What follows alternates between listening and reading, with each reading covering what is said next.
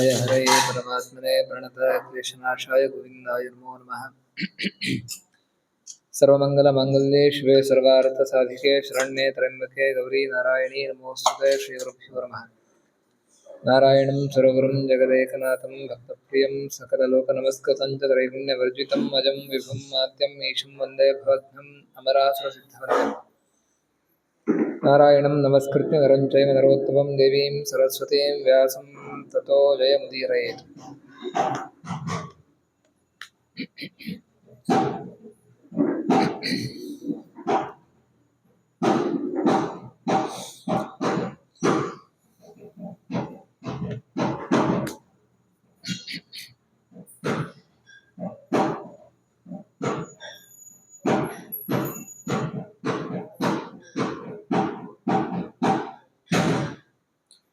तमसान्धस्य लोकस्य वेष्टितस्य स्वकर्मभिः ज्ञानाञ्जनशलाकाभिः बुद्धिनेत्रोत्सवकृतः।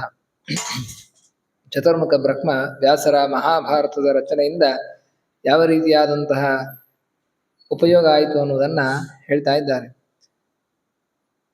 ವೇಷ್ಟಿತಸ್ಯ ಸ್ವಕರ್ಮಭಿಃ ವೇಷ್ಟಿತಸ್ಯ ಲೋಕಸ್ಯ, ನಾವೆಲ್ಲ ಯಾವ ರೀತಿಯಾಗಿ ಈ ಸಂಸಾರ ಸಮುದ್ರದಲ್ಲಿ ಇದ್ದೇವೆ, ಇಲ್ಲಿಯ ದುಃಖಗಳನ್ನು ಸುಖಗಳನ್ನು ಅನುಭವಿಸುತ್ತಿದ್ದೇವೆ. ಅದು ಯಾಕೆ ಅಂತ ಹೇಳಿದರೆ, ಸ್ವಕರ್ಮಭಿಃ ವೇಷ್ಟಿತಸ್ಯ, ನಾವು ಅನಾದಿ ಕಾಲದಿಂದ ಈ ಸೃಷ್ಟಿ ಎನ್ನುವಂಥದ್ದು ನಡೀತಾ ಇದೆ. ಅದರಿಂದ ನಾವು ಕೂಡ ಅನೇಕ ಜನ್ಮಗಳನ್ನು ಪಡೆದಿದ್ದೇವೆ.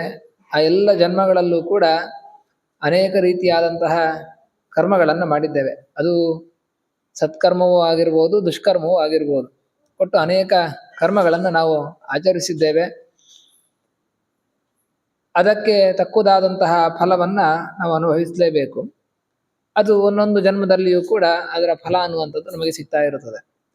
ನಾವು ತುಂಬ ಪುಣ್ಯ ಕಾರ್ಯವನ್ನು ಮಾಡಿದ್ವಿ ಅಂತ ಹೇಳಿದರೆ ಅದಕ್ಕೆ ಸರಿಯಾಗಿ ಒಳ್ಳೆಯ ಸತ್ಕುಲದಲ್ಲಿ ಜನಿಸುವ ಹಾಗೆ ಆಗಿ ಆ ಮೂಲಕ ಸತ್ಕರ್ಮವನ್ನು ಮಾಡುವ ಹಾಗೆ ಆಗ್ತದೆ.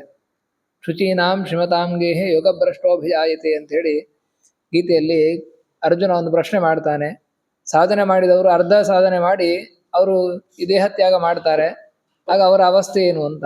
ಅದಕ್ಕೆ ಶ್ರೀಕೃಷ್ಣ ಹೇಳಬೇಕಾದ್ರೆ, ಆ ರೀತಿಯಾಗಿ ಅರ್ಧ ಸಾಧನೆಯನ್ನು ಮಾಡಿ ದೇಹತ್ಯಾಗವನ್ನು ಮಾಡಿದರೂ ಕೂಡ ಮುಂದಿನ ಜನ್ಮದಲ್ಲಿ ಅದರ ಸಾಧನೆ ಅನ್ನುವಂಥದ್ದು ಮುಂದುವರಿತಾ ಹೋಗ್ತದೆ. ಮತ್ತೆ ಶುರುವಿಂದ ಪ್ರಾರಂಭ ಮಾಡಬೇಕಾಗಿಲ್ಲ.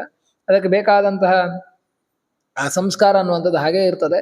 ಮುಂದಿನ ಜನ್ಮದಲ್ಲಿ ಅವನು ಅದನ್ನು ಪೂರ್ಣ ಮಟ್ಟಿನಲ್ಲಿ ಸಾಧನೆಯನ್ನು ಮಾಡುವುದಕ್ಕೆ ಸಾಧ್ಯವಾಗ್ತದೆ.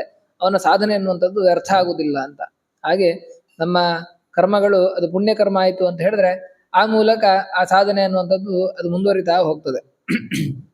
ಹಾಗೆ ದುಷ್ಕರ್ಮವನ್ನು ಮಾಡಿದ್ವಿ ಅಂತ ಹೇಳಿದ್ರೆ ಆ ಜನ್ಮದಲ್ಲಿಯೂ ಕೂಡ ಆ ದುಃಖವನ್ನು ಅನುಭವಿಸುತ್ತೇವೆ. ಹಾಗೆ ಮುಂದಿನ ಜನ್ಮದಲ್ಲಿಯೂ ಕೂಡ ಅದಕ್ಕೆ ಸರಿಯಾದಂತಹ ಯಾವುದೋ ಒಂದು ಧರ್ಮದ ಗಂಧಗಾಳಿ ಇಲ್ಲದಂತಹ ಒಂದು ಪ್ರದೇಶದಲ್ಲಿ ಹುಟ್ಟಬೇಕಾಗ್ತದೆ, ಅಲ್ಲಿ ಅನುಭವಿಸಬೇಕಾಗ್ತದೆ. ಬೇರೆ ಬೇರೆ ದೇಶಗಳಲ್ಲಿ ಅಲ್ಲೆಲ್ಲ ನಮಗಾದರೆ ಇಲ್ಲಿ ದೇವರ ದೇವಾಲಯಗಳು ಅನೇಕ ಇದ್ದಾವೆ. ನಮಗೆ ಧರ್ಮವನ್ನು ತಿಳಿಸುವವರು ಬೇಕಾದಷ್ಟು ಜನ ಇದ್ದಾರೆ. ಆ ಒಂದು ಆಚರಣೆ ಸಂಪ್ರದಾಯಗಳಿರುವಂತಹ ಮನೆಯಲ್ಲಿ ನಾವು ಹುಟ್ಟಿರ್ತೇವೆ. ಅದೇ ಬೇರೆ ದೇಶ ಅಂತ ಹೇಳಿದ್ರೆ, ಬೇರೆ ಸ್ಥಳ ಅಂತ ಹೇಳಿದರೆ ಆ ರೀತಿಯಾದಂತಹ ಅವಕಾಶವೇ ಇರುವುದಿಲ್ಲ. ಅದರಿಂದ ಆ ಸತ್ಕರ್ಮಗಳಿಂದ ಒಳ್ಳೆಯ ಒಂದು ಸ್ಥಳದಲ್ಲಿ ನಮಗೆ ಒಂದು ಸತ್ಪರಂಪರೆಯಲ್ಲಿ ನಾವು ಹುಟ್ಟುವಂತಹ ಅವಕಾಶ ಇರ್ತದೆ. ದುಷ್ಕರ್ಮದಿಂದ ಅಂತಹ ಆ ವ್ಯವಸ್ಥೆ ಇಲ್ಲದಂತಹ ಪರಿಸರದಲ್ಲಿ ನಾವು ಹುಟ್ಟಬೇಕಾಗ್ತದೆ. ಹೀಗೆ ನಮ್ಮ ಕರ್ಮಕ್ಕನುಸಾರವಾಗಿ ನಾವು ಆ ಒಂದು ಸ್ಥಳಗಳಲ್ಲಿ ಜನ್ಮಿಸ್ತೇವೆ. ಹೀಗೆ ಪ್ರತಿಯೊಂದು ಜೀವರು ಕೂಡ ಅದು ಬರೀ ಮನುಷ್ಯರೇ ಆಗಬೇಕಾಗಿಲ್ಲ. ನಮ್ಮ ಕರ್ಮಕ್ಕನುಸಾರವಾಗಿ ಪ್ರಾಣಿಗಳಾಗಿರ್ಬೋದು, ಪಕ್ಷಿಗಳಾಗಿರ್ಬೋದು, ಕೀಟವಾಗ್ಬೋದು, ಅಥವಾ ಮರ ಗಿಡಗಳಾಗ್ಬೋದು, ಯಾವ ರೀತಿಯಲ್ಲಿಯೂ ಕೂಡ ನಮಗೆ ಜನ್ಮ ಅನ್ನುವಂಥದ್ದು ಸಿಗಬಹುದು. ಹೀಗೆ ಈ ರೀತಿಯಾಗಿ ನಮ್ಮ ಕರ್ಮಗಳಿಂದ ನಾವು ಬದ್ಧರಾಗಿರ್ತೇವೆ.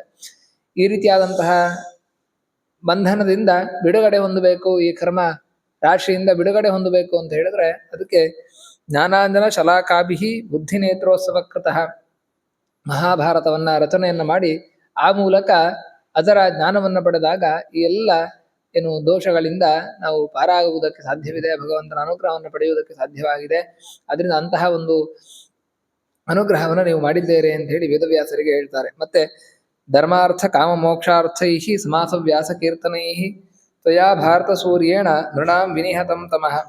ನಮ್ಮ ಜೀವನದಲ್ಲಿ ಮುಖ್ಯವಾಗಿರುವಂಥದ್ದು ಪುರುಷಾರ್ಥಗಳು ಯಾವುದು ಹೇಳಿದ್ರೆ ಧರ್ಮ, ಅರ್ಥ, ಕಾಮ, ಮೋಕ್ಷ ಅಂತ. ಅದಕ್ಕೋಸ್ಕರವೇ ನಾವು ಬದುಕ್ತಾ ಇರ್ತೇವೆ.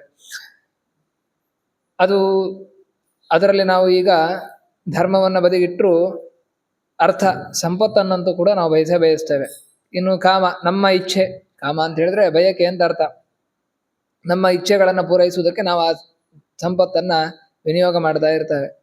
ಧರ್ಮ, ಮೋಕ್ಷ ಇದೆರಡು ಕೂಡ ನಮಗೆ ಸಂಬಂಧ ಇಲ್ಲದ ಹಾಗೆ ನಾವು ಬದುಕ್ತೇವೆ.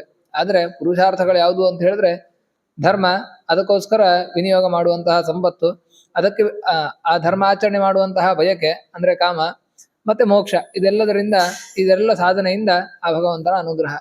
ಹೀಗೆ ಇದು ಪುರುಷಾರ್ಥಗಳು ಅಂತ. ಜೀವನದಲ್ಲಿ ಇದನ್ನು ಸಾಧನೆ ಮಾಡಬೇಕು ಅಂತೇಳಿ ಶಾಸ್ತ್ರಗಳು ಹೇಳ್ತವೆ. ಅದರಿಂದ ಅಂತಹ ಈ ಒಂದು ಸಮಾಸ ವ್ಯಾಸ ಕೀರ್ತನೈ ಮಹಾಭಾರತವನ್ನ ಬಹಳ ವಿಸ್ತಾರವಾಗಿ ಒಂದು ಶ್ಲೋಕ ರೂಪಾತ್ಮಕವಾಗಿ ತಿಳಿಸಿದ್ದಾರೆ. ಇನ್ನು ವ್ಯಾಸ ಅದನ್ನ ಬಹಳ ಸಂಕ್ಷೇಪ ಮಾಡಿ ಒಂದು ಅಧ್ಯಾಯದಲ್ಲಿ, ಮೊದಲ ಅಧ್ಯಾಯದಲ್ಲಿ ಇಡೀ ಮಹಾಭಾರತದ ಒಂದು ಸಾರವನ್ನು ತಿಳಿಸ್ತಾರೆ. ಹೀಗೆ ಆ ಸಮಾಸ ವ್ಯಾಸ ಕೀರ್ತನೆಯಿಂದ ಆ ಚತುರ್ವಿಧ ಪುರುಷಾರ್ಥಗಳನ್ನು ನಿರೂಪಣೆ ಮಾಡಿದ್ದೀರಿ.